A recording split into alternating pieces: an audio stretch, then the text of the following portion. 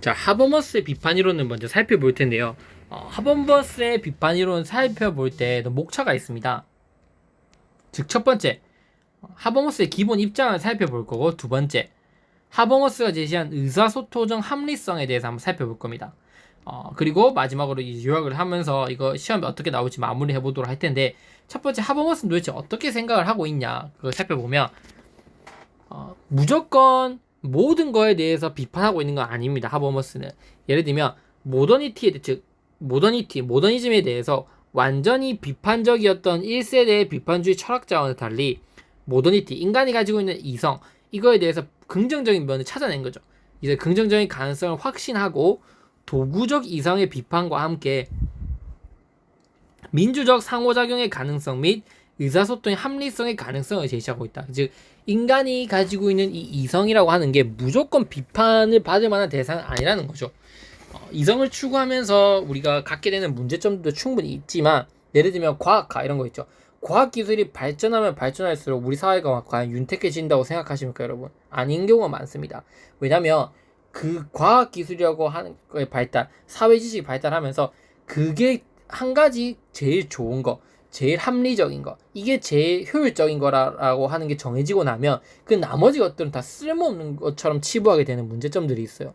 아니, 제일 효율적인 걸 택해야지 왜 그걸 안 해? 우리 사람도 그런 분들이 많이 있잖아요. 보시면 뭐 예를 들면 선물을 하더라도 꽃 선물을 싫어하시는 분들이 있어요. 왜냐면 꽃은 비효율적이잖아요. 한번 보면 예쁘고 거기서 끝나는 건데, 예를 들면 실용적인 걸 추구하는 분들이 있습니다. 그래서 그 어느 하나가 잘못됐다는 게 아니고, 문제점은 뭐냐면 이성이 발달하면 발달할수록 과학기술이 발전하고, 그리고 뭔가 효율화되고, 그 다음에 뭔가 발전되면 될수록 제일 좋은 거, 제일 최상의 가치 이외의 것들은 필요 없는 거, 즉 소외되는 문제가 발생하게 된다는 거죠.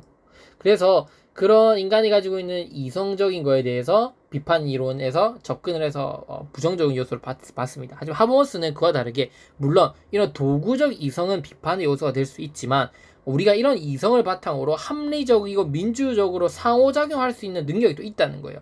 그 부분은 우리가 또 가지고 있는 가치라고 보고 있습니다.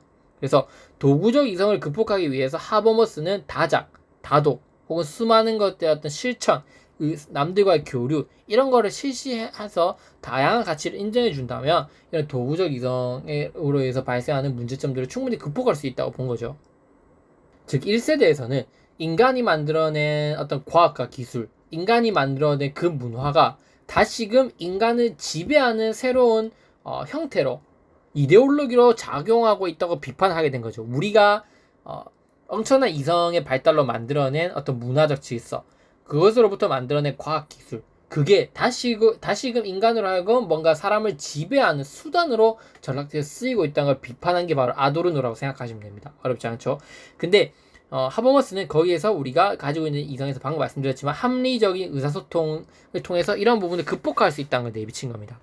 하버머스는 과학과 기술이 보급하는 지식은 강력한 이데올로기적 기능을 수행하며 이는 인간에게 가치 중립성과 객관성을 강조한다고 보고 있습니다. 따라서 인간이 이런 것을 아무런 의심 없이 받아들이고 삶에 큰 영향을 미치게 된다고 보죠. 이것은 과학 숭배주의로 나아가 과학 숭배주의는 생활세계의 의사소통 합리성을 억압하고 대중의 탈정치화에 기여하는 새로운 이데올로기로 작용하고 삶을 황폐화시키다고 보는 거예요. 쉽게 얘기해서 효율화에 의해서 나머지 가치들은 나머지 목소리는 듣지 않는 이러한 주의가 삶을 황폐하게 만들고 있다고 본 겁니다. 이러한 상태를 극복하기 위해서 뭐가 필요하냐면 서로가 서로의 목소리를 존중해 줄 수 있는 의사소통 합리성을 주장했습니다. 이것은 행위자들이 행위 목적과 목표를 서로 이해를 하고 상호 주관적으로 조정하는 행위를 의미합니다. 이때 상호 이해는 유효한 동의를 목표로 언어를 매개의 수단으로 이루어지는 의사소통을 얘기합니다. 언어를 통해서 상호 이해하는 것이 곧 의사소통적 합리성의 기반이 되는 거죠.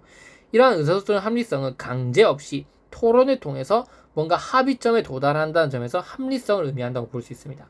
그래서 뭔가 느낌은 좀 오실 텐데 구체적으로 이 의사소통적 합리성이 무엇인지 잘 이해가 안 되실 거예요.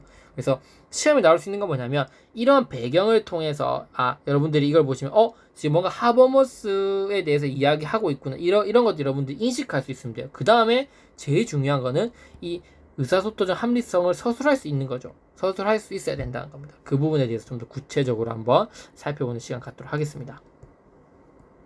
자, 하버머스는 인간이 하는 의사소통 행위는 두 가지 행위로 나눈다고 얘기했어요.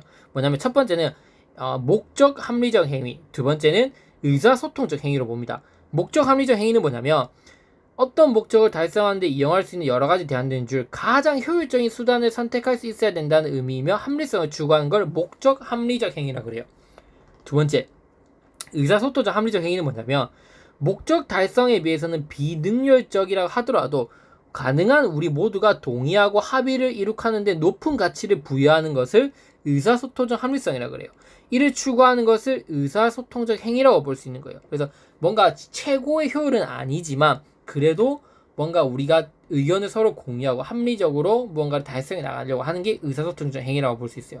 다시 말해서 다수의 행위자가 서로의 행위 목적과 행위 목표를 이해하고 이를 상호 주관적으로 조정하는 행위가 바로 의사소통적 행위라고 볼 수 있습니다.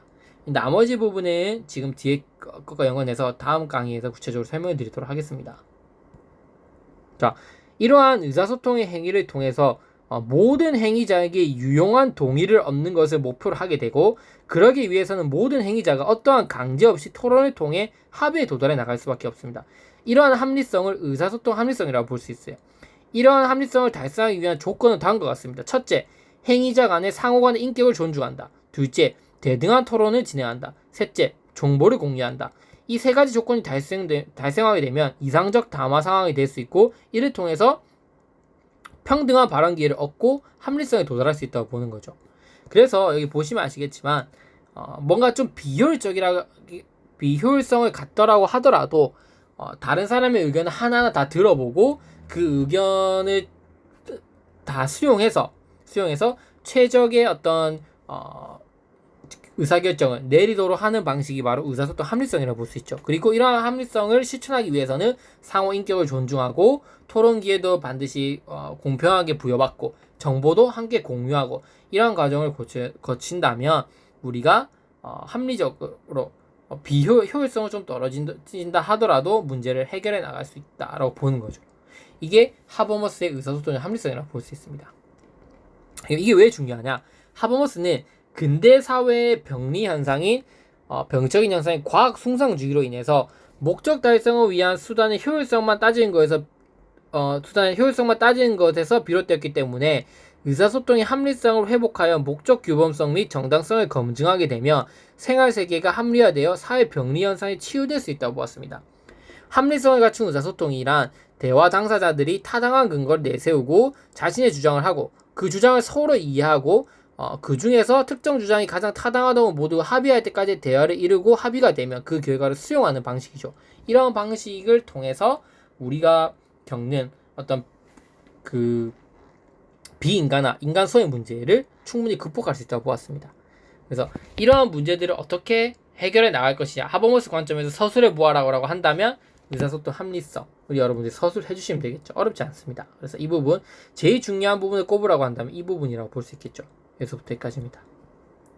그래서 이렇게 그 비판 이론의 대표적인 학자인 하버머스 정리해 보았고, 이번에는 비판적 교육 이론이 무엇인지 이해하는 시간을 갖고 비판적 교육 이론이 가지고 있는 의의와 한계점을 우리가 공부해 본 다음에 그 다음에 파울로 프레이르의 의식과 교육을 한번 넘어가 보도록 하겠습니다. 감사합니다.